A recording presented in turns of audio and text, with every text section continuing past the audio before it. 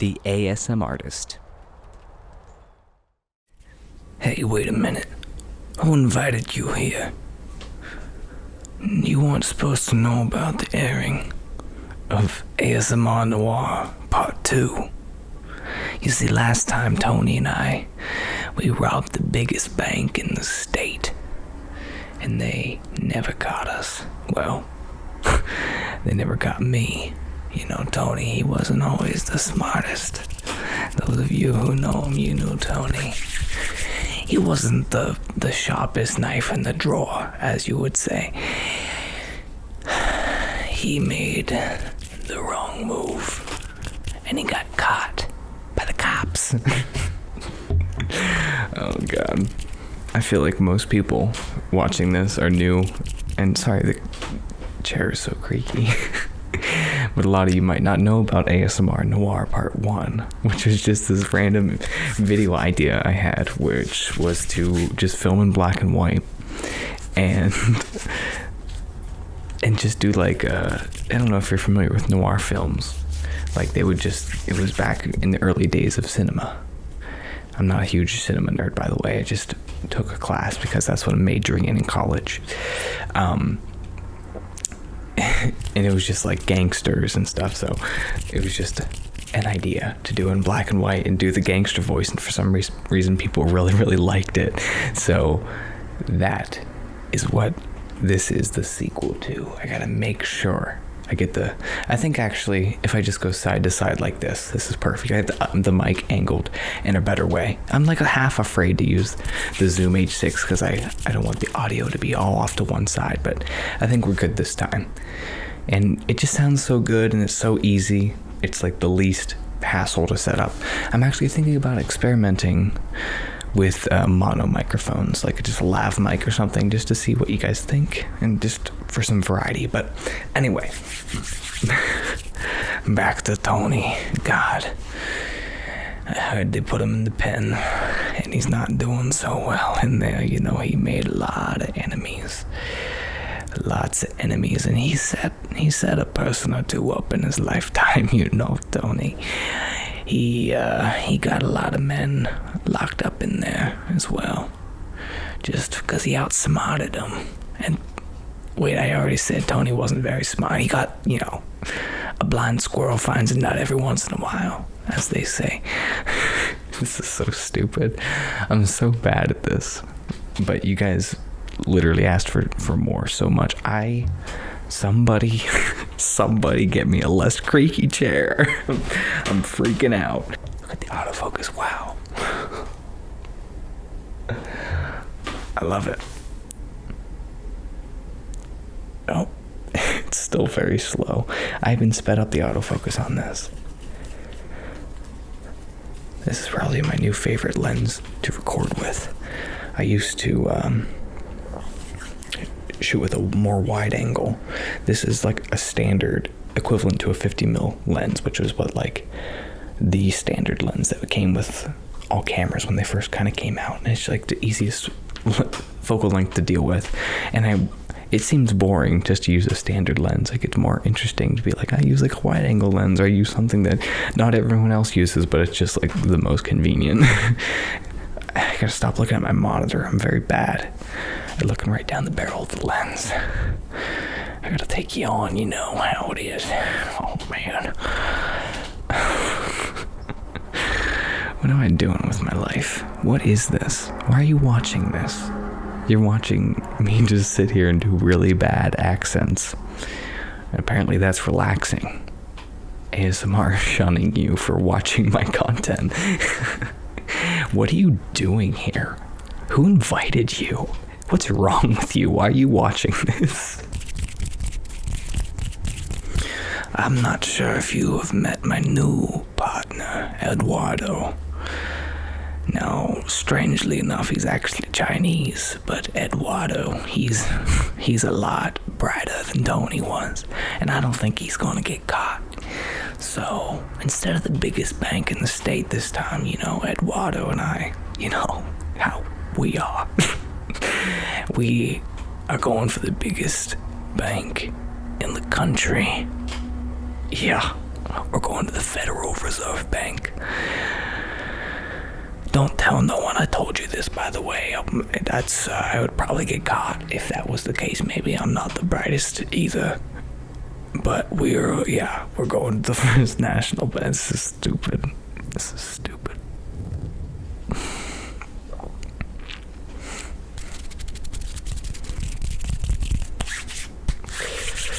Alright, forget that. Forget the accent. It's so dumb, and I feel like I'm just making a fool of myself. Let's do some hand sounds in black and white. Maybe just do a black and white video every once in a while. It's just interesting to have the channel broken up into different kinds of content. It just keeps it entertaining. I want you guys to always have like a reason to come back. But I do think we're gonna stick with this background. Like, I really like how this is. Maybe the autofocus is kind of struggling because I have the lens literally wide open, which is when it struggles to focus the most. But look at the blurry background. When it is in focus, even though it takes 10 years to get to it, like, it's just a nice separation. I pop off, and like, because the microphone's in the foreground and that's in the background, and I'm sharp in the middle, gives this 3D kind of look. And the lighting's pretty good, I think. I don't know. It looks decent in black and white.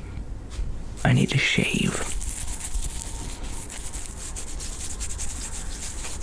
You should follow me on Instagram if you aren't already, because the ASM Artist Instagram is just like a little look into my life, me more personally. I just put up a video today. I'm actually wearing a shirt that says Matt Photo Video, and on the back of it says the Band Junkies, because I do a lot of video work with the Band Junkies, and we did a video with a group called Greenbridge Society. And where was I going with this? Anyway, I just had a shoot today, and I had a reason I was saying this, but I forget what it was. Anyway, forget that, I guess.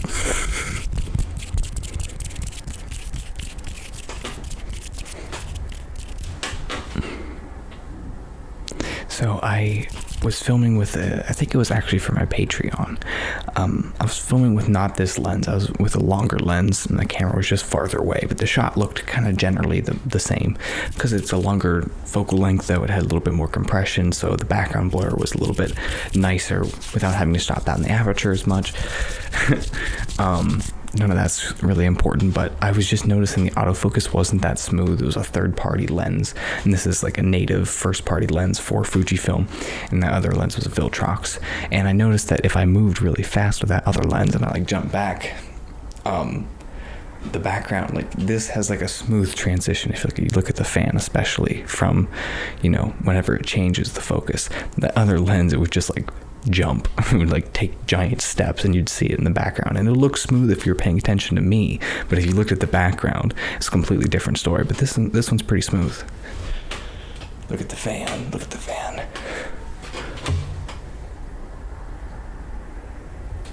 Focus on the microphone, not my face.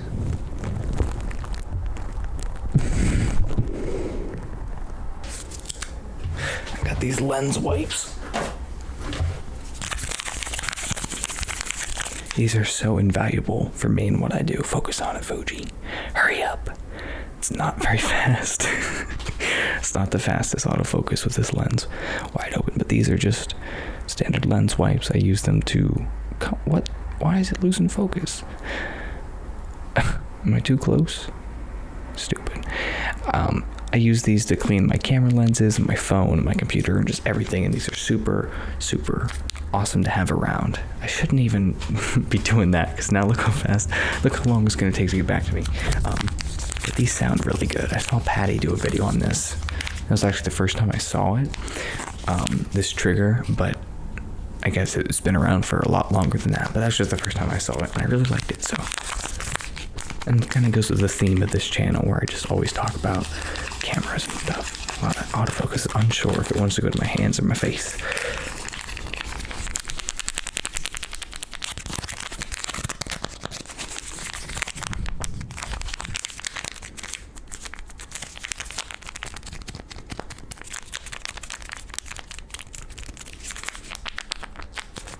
itself.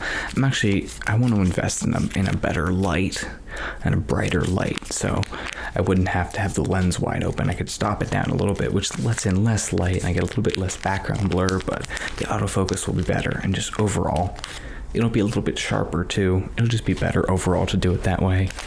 And the lights that I have now are becoming unreliable. I definitely can't have that, especially when I'm doing like a paid gig for a local musician or a business or something like that. I can't just have these lights.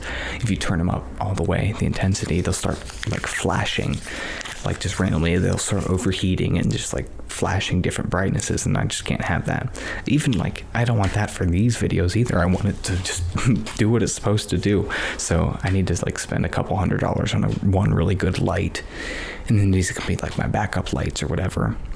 They do any color, so this new light won't be able to change colors like these, but it'll just be nicer and brighter and better quality. So that'll be really nice, and I think it'll up the production of everything a little bit, just to have a nice bright light, and then the whole room will be brighter, and I don't know, it just, these are only 50 watts. The light I'm looking at is 100 watts, so twice as bright, and it'll just be nice. The tripod I'm using for my camera right now, I spent like $150 for this tripod, but I'm so happy I did. It's so much better quality than what I was working with before, and it's just like reassurance, like that my camera is going to be not knocked over because the tripod's high quality. So it's just like things like that, like a good light. It's just a good long-term investment, because I make like 5 videos a week, whether it's for this channel, my other channel, or for a business, or just like anything. I do a lot of videos, lots of videos, so a light would be nice.